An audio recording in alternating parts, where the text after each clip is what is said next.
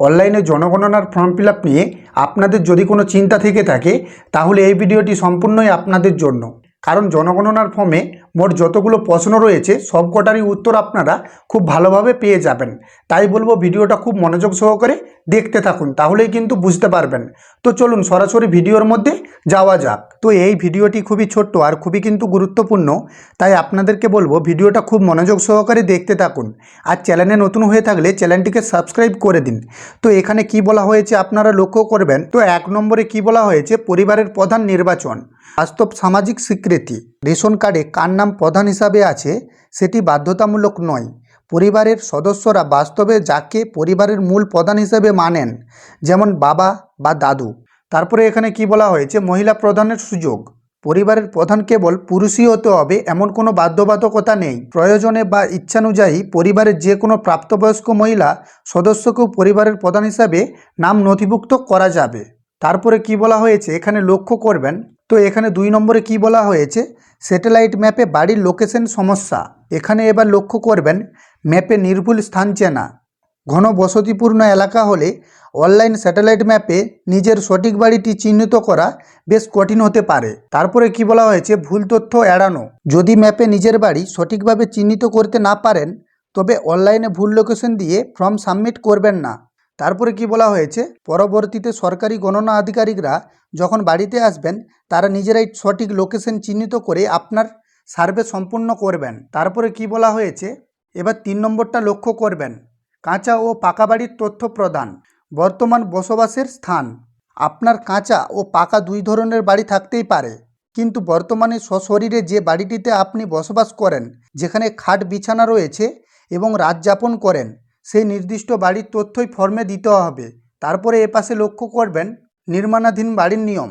যদি নতুন পাকা বাড়ি তৈরি করা হয়েছে এবং পরিবার সেখানে শিফট হয়ে গেছে তবে পাকা বাড়ির তথ্য দেবেন। আর যদি পাকা বাড়ি তৈরি চলছে কিন্তু বর্তমানে কাঁচা বাড়িতে বসবাস করছেন তবে কাঁচা বাড়ির তথ্যই দিতে হবে। তারপরে কি বলা হয়েছে, এবার এখানে লক্ষ্য করবেন, বাইরে বা অন্য রাজ্যে বসবাসকারীদের জন্য নিয়ম। বর্তমান ঠিকানায় সার্ভে। কাজের সূত্রে বা অন্য বাড়িতে বসবাস করলে বর্তমানে যেখানে আছেন সেখানকার তথ্য দিয়ে সার্ভে করা যাবে। তারপরে কি বলা হয়েছে, অনলাইন সার্ভে সুবিধা। পরিযায়ী শ্রমিকরা ভারতের যে কোনো প্রান্ত থেকে মোবাইলের মাধ্যমে গ্রামের বাড়ির নাম বেছে ও ম্যাপে বাড়ি চিহ্নিত করে ফর্ম পূরণ করতে পারবেন। তারপরে কি বলা হয়েছে, এসিআইডি সংরক্ষণ। অনলাইনে ফর্ম ফিল আপের পর প্রাপ্ত এসিআইডি নম্বরটি গ্রামের বাড়িতে পাঠাতে হবে যাতে আধিকারিকরা বাড়িতে এলে দেখানো যায়। তারপরে কি বলা হয়েছে, এবার এখানে লক্ষ্য করবেন, সাইবার ক্যাফে ও সরকারি গণনাকারী। তো এখানে কি বলা হয়েছে, সাইবার ক্যাফে সম্পূর্ণ ঐচ্ছিক।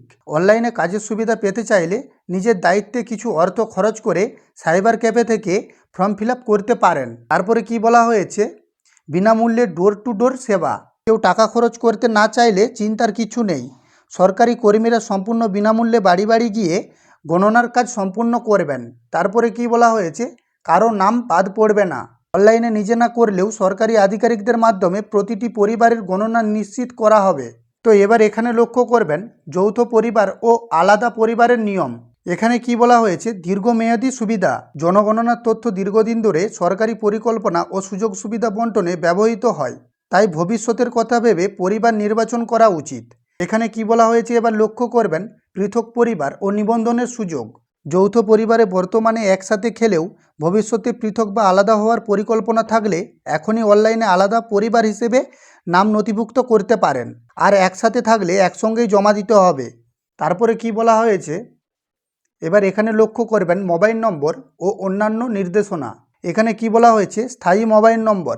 পরিবারের যে কোনো স্থায়ী মোবাইল নম্বর দিন, সাময়িক নম্বর দেবেন না, কারণ এই নম্বরে সমস্ত ওটিপি ও অফিসিয়াল আপডেট পাঠানো হবে। তারপরে কি বলা হয়েছে, মৃত সদস্যের বাদ দেওয়া। পরিবারের যে কোনো সদস্য ইতিমধ্যেই মারা গিয়ে থাকলে সদস্য তালিকা বা তথ্য দেওয়ার সময় তাকে সম্পূর্ণরূপে বাদ দিতে হবে। কোনো তথ্যই ফর্মে যুক্ত হবে না। এবার এখানে লক্ষ্য করবেন, বিবাহিত মেয়েদের নাম জমা দেওয়ার স্থান। এখানে কি বলা হয়েছে, শ্বশুরবাড়িতেই গণনা। বিবাহিত মেয়েদের আধার বা নথির ঠিকানা পরিবর্তন না হয়ে থাকলেও তাদের গণনা বাধ্যতামূলকভাবে শ্বশুরবাড়িতেই হবে। তারপরে কি বলা হয়েছে, বাপের বাড়ি থেকে নাম বাদ। বিবাহিত মেয়েদের নাম বাপের বাড়ির ফর্ম থেকে বাদ দিতে হবে। তারপরে কি বলা হয়েছে, অবিবাহিত মেয়েদের নিয়ম।